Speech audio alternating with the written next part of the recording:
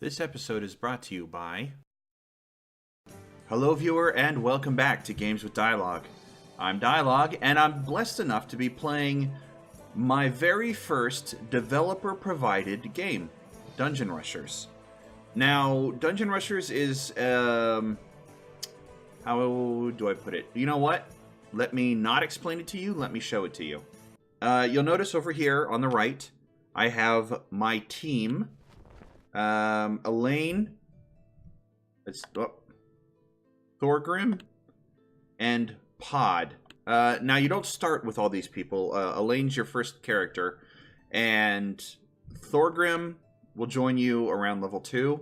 Pod will join you around level 4, I think. Not these levels. I'm getting ahead of myself. Hold on. We also have... Oops, that is not good. There we go. We also have skins for every character, which you have to unlock. Obviously, I haven't yet. We're also missing a couple of characters. If I go to manage here, you can see there's 2 extra spaces. Let's see what else. Oh yeah. So let me talk about the skills. Every character gets 3 skills. This is while you're in combat. Your exploration abilities. Well, Pod starts with all 3. Elaine, you have to unlock it in this talent tree. And Thorngrim gets 2 also, which you have to unlock in the talent tree. Which I did. That was the first thing I did. Because beer, if you'll see over here, beer removes status ailments. Let me go back to the inventory right there. Removes negative effects, but it does inflict a condition on you. So he's immune to that, which is nice. Let me jump into the campaign. And these other items here on the left, I'll show you as we go through the campaign. Alright.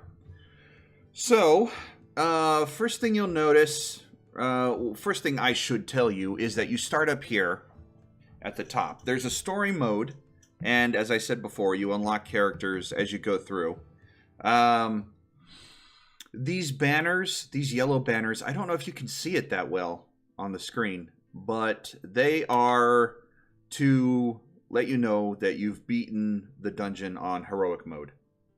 These little tri-colored gems let you know that you've beaten the bonus challenges, which unlock heroic mode.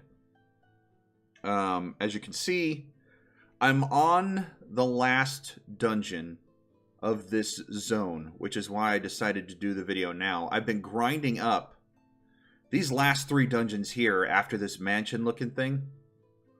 These last 3 dungeons have been giving me so much trouble. I was level 2 when I got to this one, and I've just been grinding through heroic. And I will show you what heroic's like later, but let's dive in to the last dungeon of the first zone, and I can show you what gameplay's like. So, you'll notice down there in the bottom left corner, bonus challenges, maximum 3 abilities, which are these things tied to the LT button, as well as my abilities to circumvent traps when they come up, which I will try to show you. No potions used and no traps triggered, which means I should probably use Pathfinder here just to avoid any potential traps. Nope, never mind. No trap triggered means that it doesn't go off. I use an ability, but now I'm at 2 out of 3. As long as I don't waste another ability, I should be fine. Which means I can't use Lullaby here. I just have to dive in and fight these guys. You'll notice on this skeleton, on these enemies, they have little icons next to their names. And if I go through here, you can see what they're immune to. Alright, let's dive in. Alright, so in the upper right corner is our action bar. I'm going to start with the Necromancer in the back because he can actually heal. This guy's immune to stun, but we want to get rid of him, so there we go.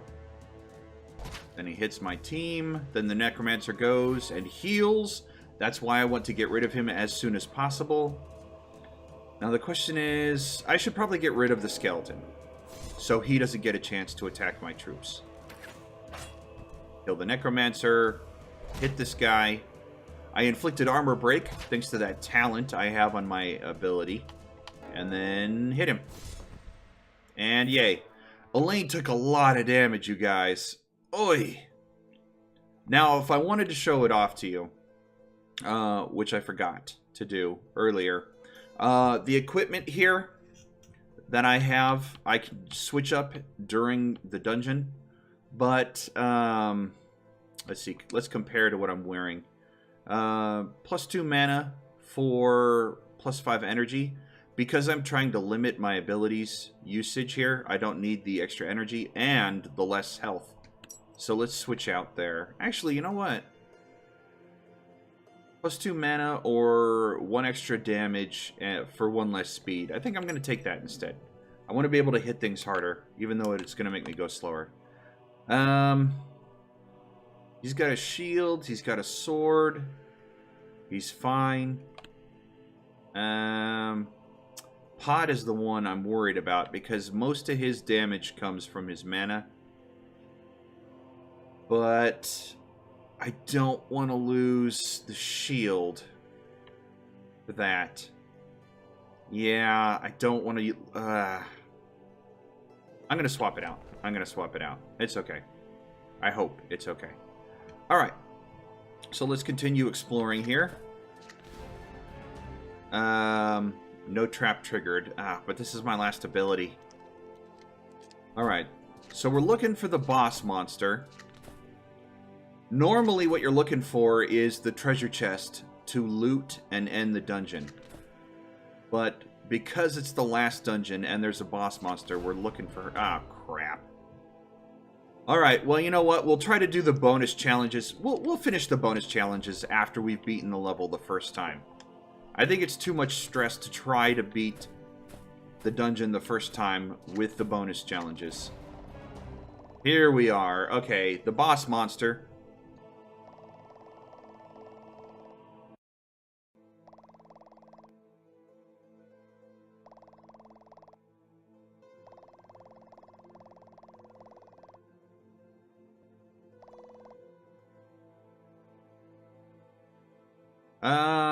So she's immune. Let me see here. She's immune to bleeding, stun, sleep, hindered, disrupted, and stalked. I have no idea what stalked is, you guys. No idea.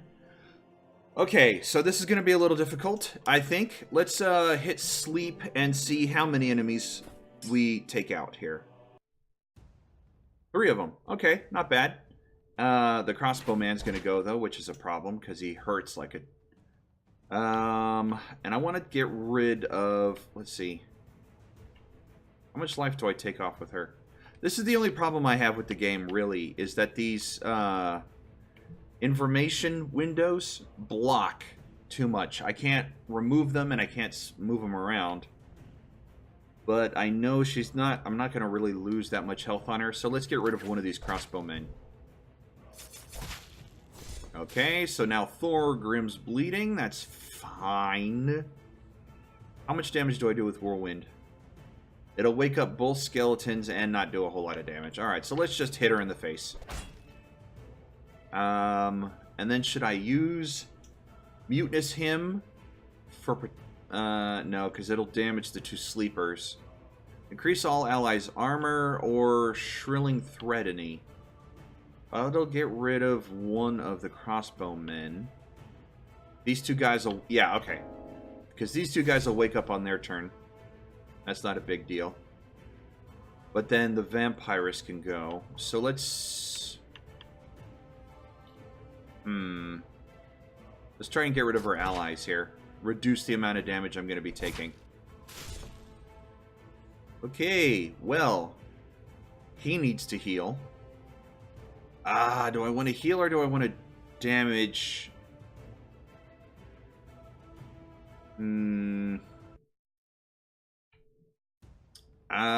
1 of damage. Okay, and I can get rid of... You know what? I'm going to get rid of the boss. There. Now if Thorngrim dies, I'm not too worried. Yeah, okay. Let's get rid of this guy. I have this sneaking suspicion that the Vampirus is my next ally, but we'll have to wait and see until... Oh, I got some vampire teeth. I needed that to make a better sword, so that's good.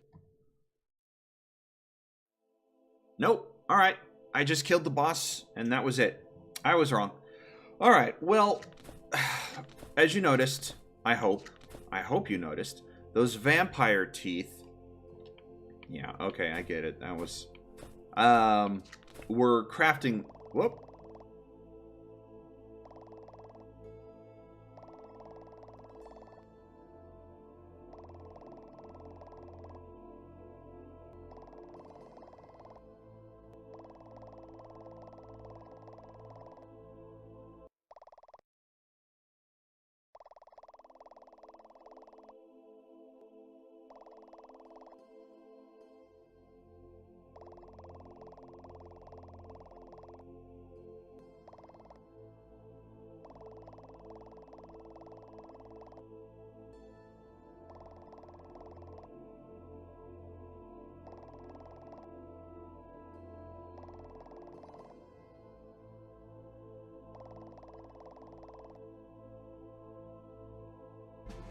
All right, cool.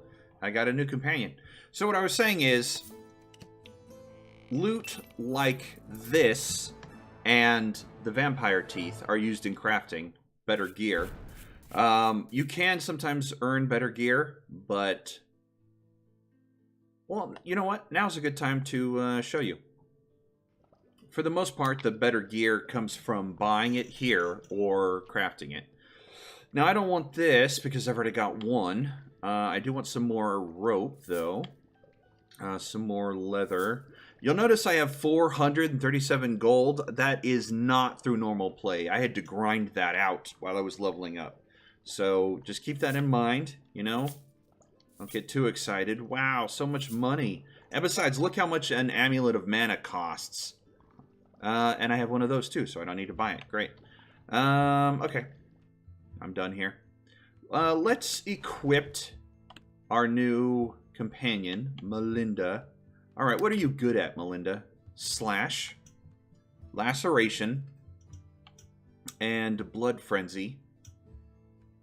Allies on the front line regenerate life. Oh, good, okay. What about your exploration ability? I can barely read it here. Stalks a group of monsters and unveil it. Stalked monsters take 20% more damage. Alright, what about Blood Drinker?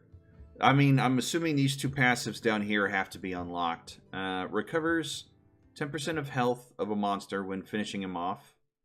You can wield 2 one-handed weapons. Alright, so how far away is that passive? Passive ability Blood Drinker unlocked. You know what? I have got 4 skill points. I'm going to unlock it. Perfect. So if Melinda finishes people off, she gets health back. Great. Alright, what about the 2 I unlocked here? Increases by 1 the effect level of vampirism when using Blood Frenzy. Reduce the cost of Bloodstock. Oh, it costs 5 energy. You can see it right at the bottom of the skill description. Well, that's fine. I don't... reducing the cost is not a big deal for me. Increases crit. Increase the damage of laceration. Increase the damage of slash. I'm going to go with that. Your basic ability? Absolutely. What do I get after I level that up? Increase the chance to deal critical hit. Okay. 25%? Wow. That inflicts bleeding. It does 8 damage versus 7. Now we'll level this up and then we'll add some crit to that slash. Wow. Okay, so inventory. Give her the helmet. She obviously uses a weapon and not magic. So Pod is my only spellcaster, really. So we'll add the iron sword here, as well as armor. And then what? Extra energy? Extra mana? Let's add the extra energy. Sure. I don't know how intensive she's going to be on the energy usage, but she doesn't have any... She doesn't have any trap disabling skills, and I don't know how often I'm going to use blood stock. So this might not actually be all that good for her. Alright, what am I missing here? I'm missing armor, a belt, and a ring. Alright, let's go to the crafting then and show that off. So I want armor, I want a belt, and I want a ring. Alright, so you'll notice that I have different... Well, it's down here in the center underneath the crafter. Different types of gear have a different crafter level. They all level up independently of each other, which means I have to craft something in order for it to level up. And, well, let me just show you here. If I choose this vampiric dagger and I decide to craft it, it goes up by 24. Great. He's still a level 1 blacksmith, and I don't care about any of these items. It's the same. I run into the same problem with this carpenter section. Unless I want to sell these items, there's no point in me crafting it. Except that I need to unlock crafter level 2 for the better gear. Now this one, Goblin Toga, extra mana, but he needs to be level 4 in order to make it. So, or I need to be level 4 to wear it. I think that's it. I need to be level 4 to wear it, which kind of sucks. Because that green armor +3 is magic resistance. Let's see. She needs a better hat. Leather helmet's good, and I have enough to make it. So I'll make. Well, she also needs body armor, and she probably needs a shield if she's going to be using a weapon. Let's see. She has a shield. I gave her a shield. What am I talking about? Let's give her... This is only really good for Pod. So what he's wearing I can give to Melinda. Let's make a second... Yeah, let's make a second hat. That's always useful. And then... Boots. Small lanyard. Amulet of Strength. Yes, let's make an Amulet of Strength for Melinda. And then a Ring of Agility for her as well. Thank you. I can't make any more healing potions because I don't have the meat for it. That sucks. I'm going to make another copper because I need that for... Well, I need it for... I need it for this. I also need whatever that is. Alright, so I'm done there. Let's equip to our character. Okay, let's see what her special... Ugh, dang it, every time. The inventory just blocks that off. Okay. So, I could get any of these. Oh, this little Batman. I like that one. Oh, I also like this one on the end. But, alright, so I can get all that. Alright. Well, that is the gameplay. Next episode, I will show you some heroics. And I'll show you the multiplayer down here at the... Well, let me show it off real quick. Worksite, you can build your own multiplayer dungeons and upload them to Steam for people to play with. And I'll show you guys how that works next time. It's pretty bare bones for me right now, because I don't have a whole lot of the materials. You can see down here in the bottom right, I don't have any scrolls to buy any of this stuff up here. But we'll get to that next time. I want to say, once again, thank you to the developers, Goblin Studios, for providing me with a free key. My very first one. I cannot stress enough how appreciative I am of that. But until next episode, everybody, stay safe and God bless.